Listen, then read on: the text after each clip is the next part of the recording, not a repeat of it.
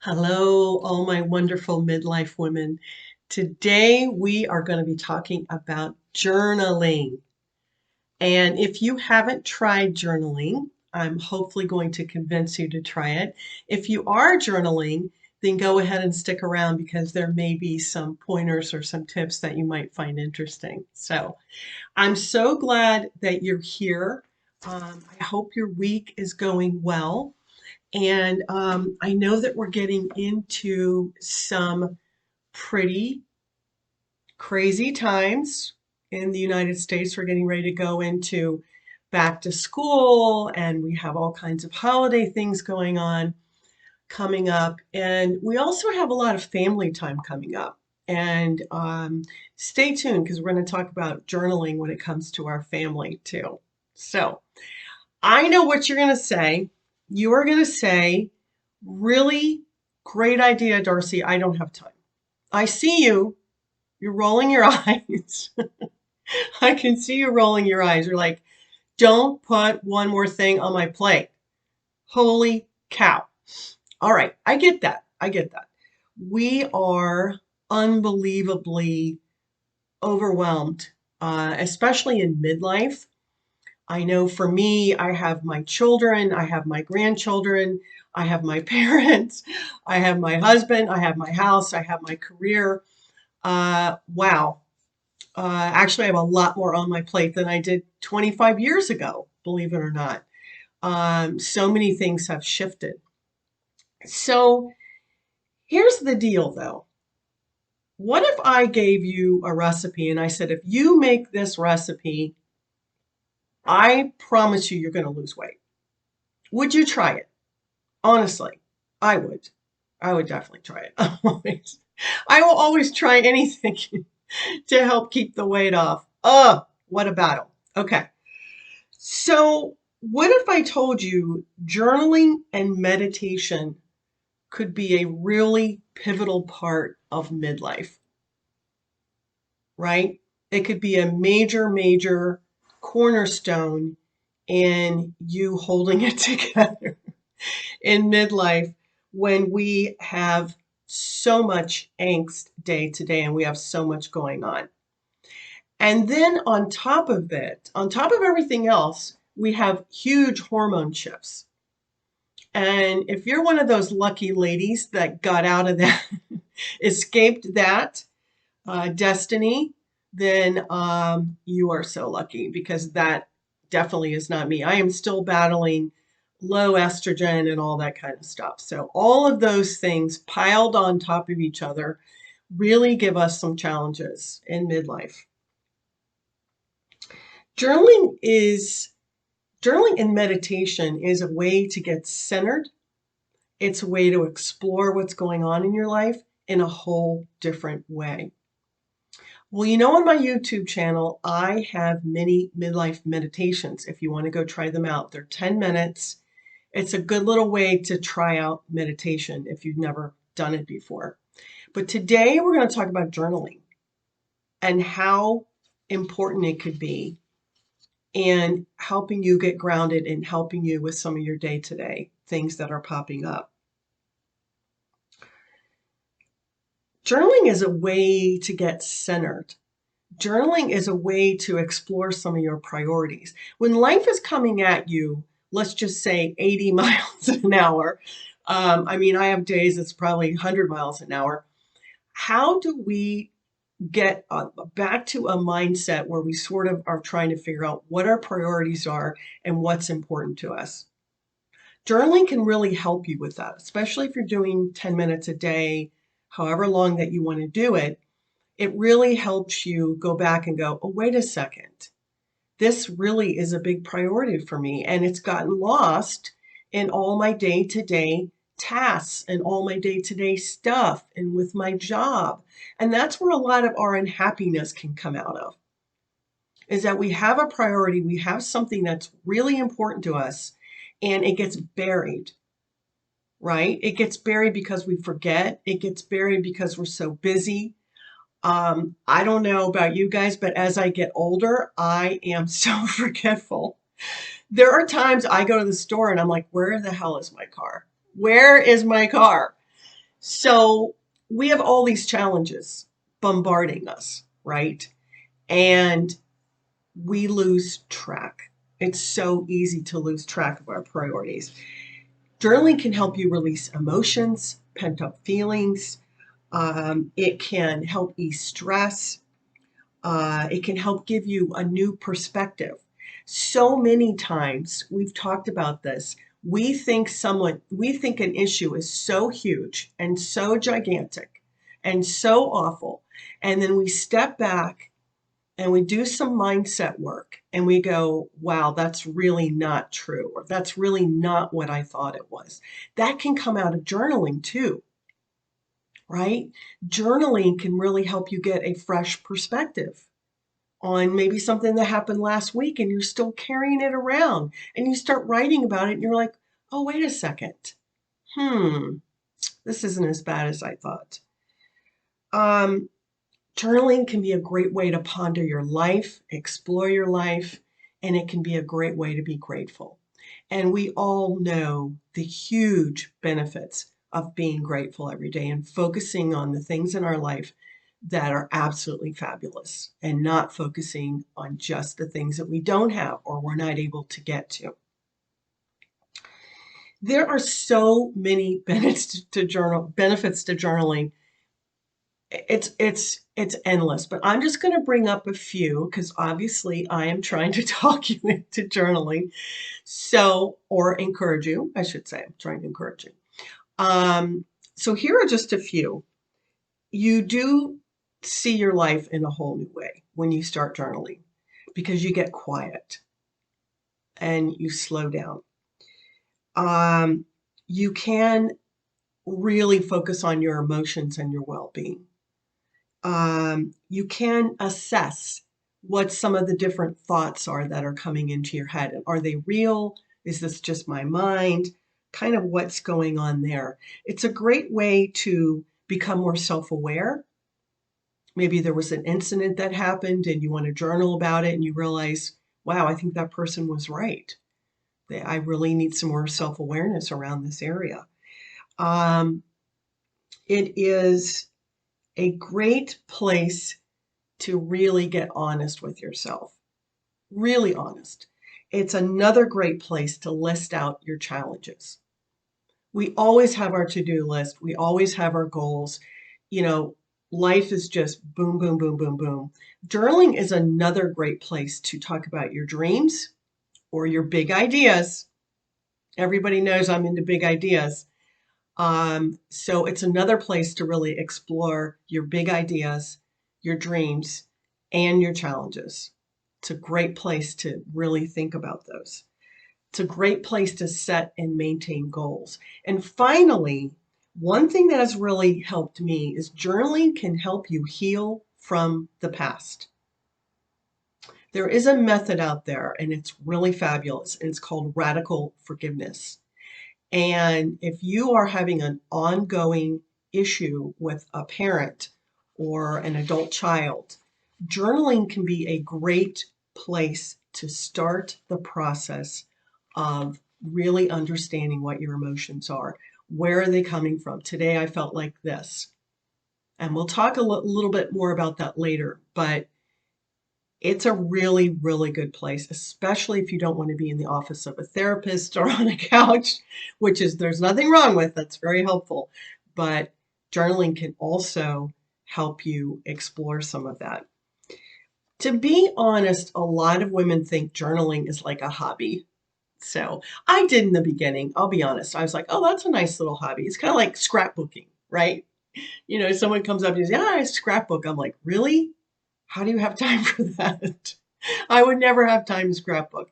I think it's really cool, but wow, that just blows my mind when I see all these people at the stores and they're buying all the scrapbook stuff. I love it. I think it's really cool, but I'm not that kind of person, but I do journal.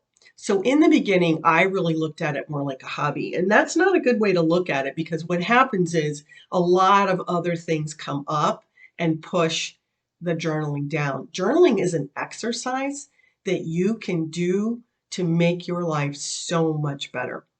And when we're looking at A hobby, it's something we do for fun, it's something we do to relax, we do it whenever we want. I would love for you to consider journaling as a really healthy habit in your life. What if you looked at it that way? Like eating better or going to the gym. Journaling is me time. It's really your heart and your mind time.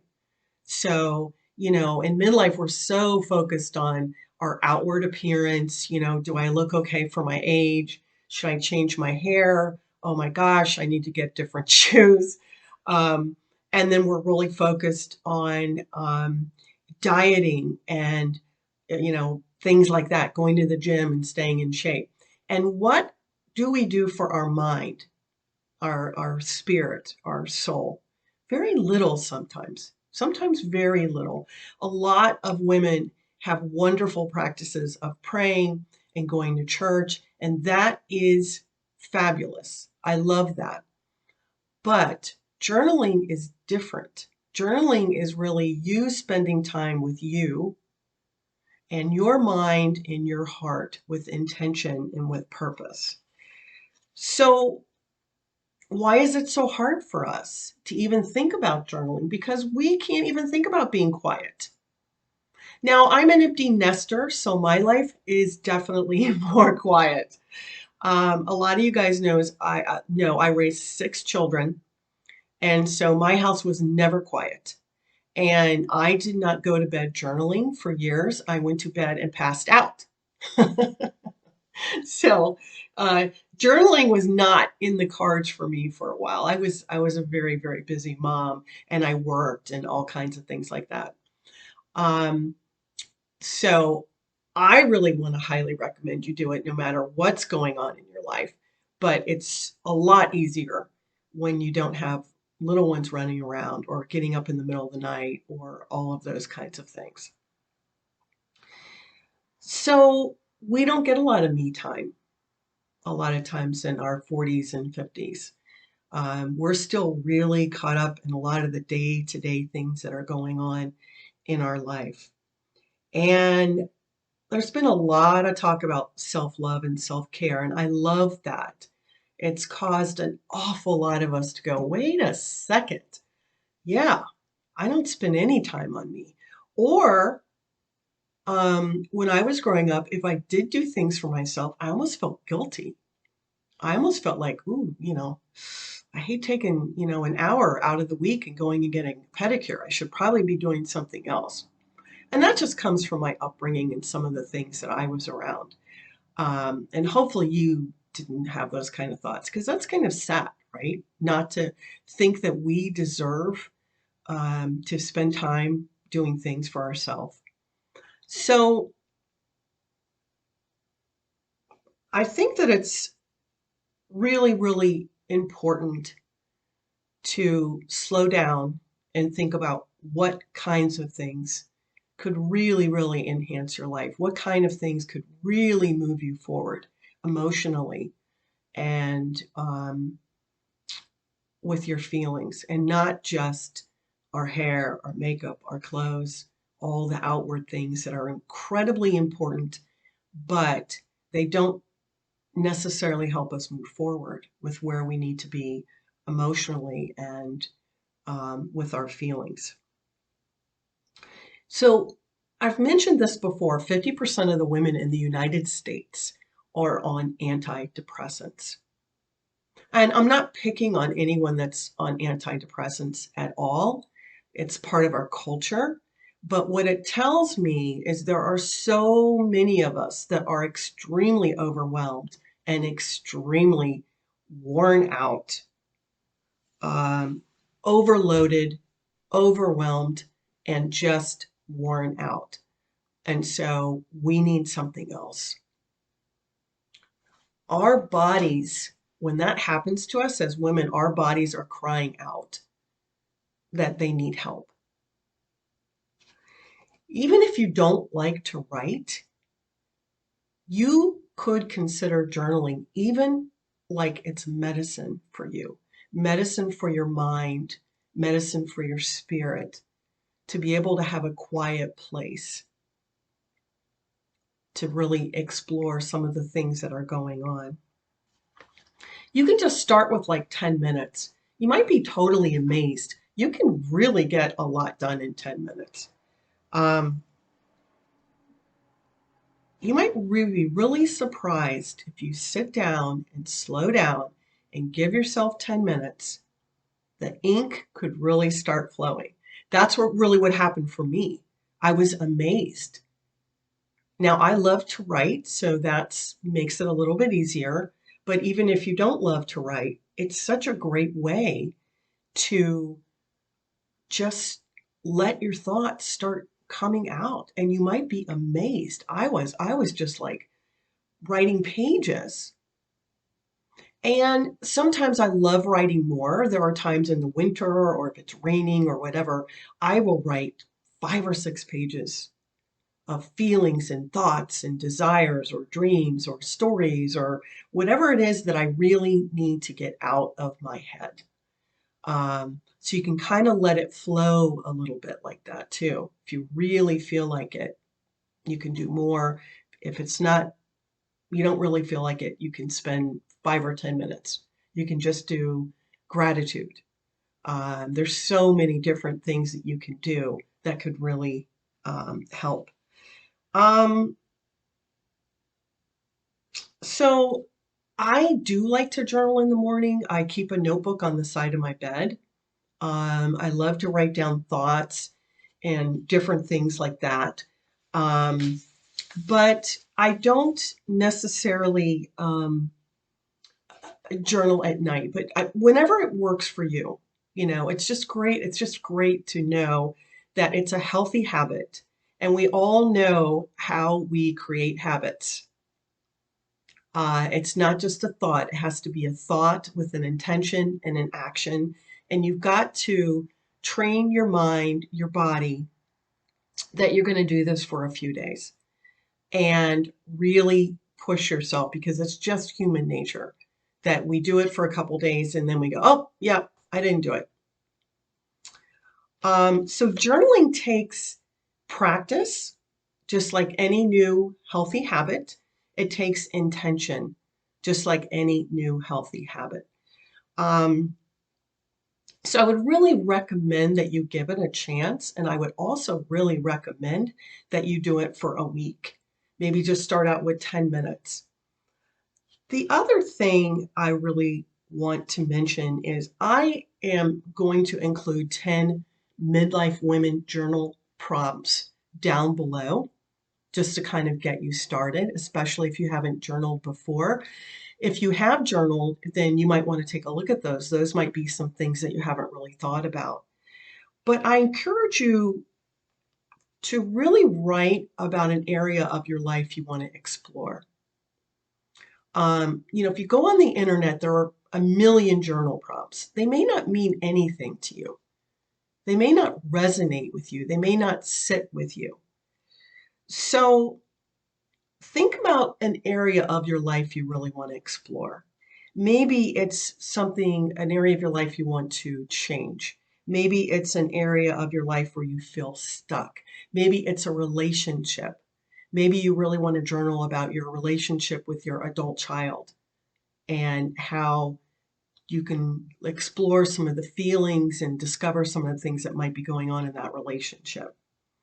Maybe you might want to journal about dating and how you want that to go and what are the things that are important for you. Maybe you might want to journal about understanding your marriage better.